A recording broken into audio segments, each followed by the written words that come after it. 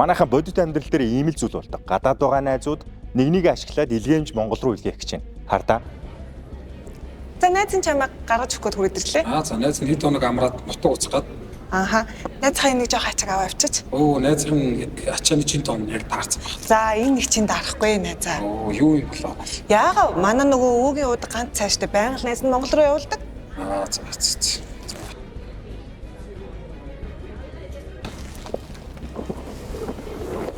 Яг л ингэж шалгахгүй аваад явна. Гэхдээ Монгол гайл дээр очихоор юу болдгийг одоо харъя.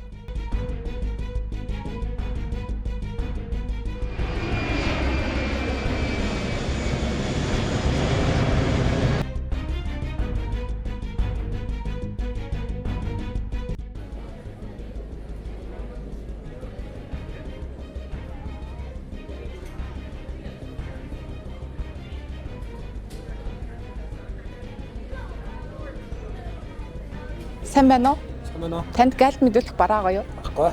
За та намайг дагаа явна уу?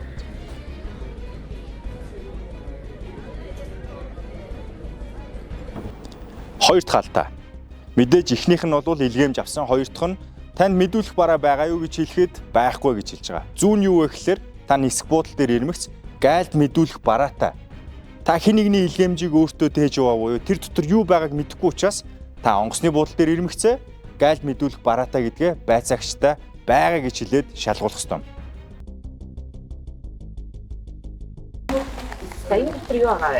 Наач миний ачаа биш. Манай найз дайвар ачаа гэж явуулсан.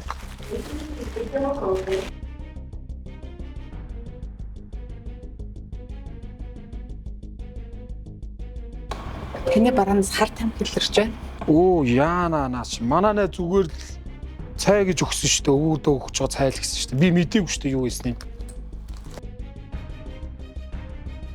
Яг саяны харсанчлан би мэдээгүй гэдэг үг таныг хуулийн хариуцлагаас чөлөөлөхгүй. Тийм учраас таны авч яваа тээш бол таны л тээш, мөн таны хариуцлага.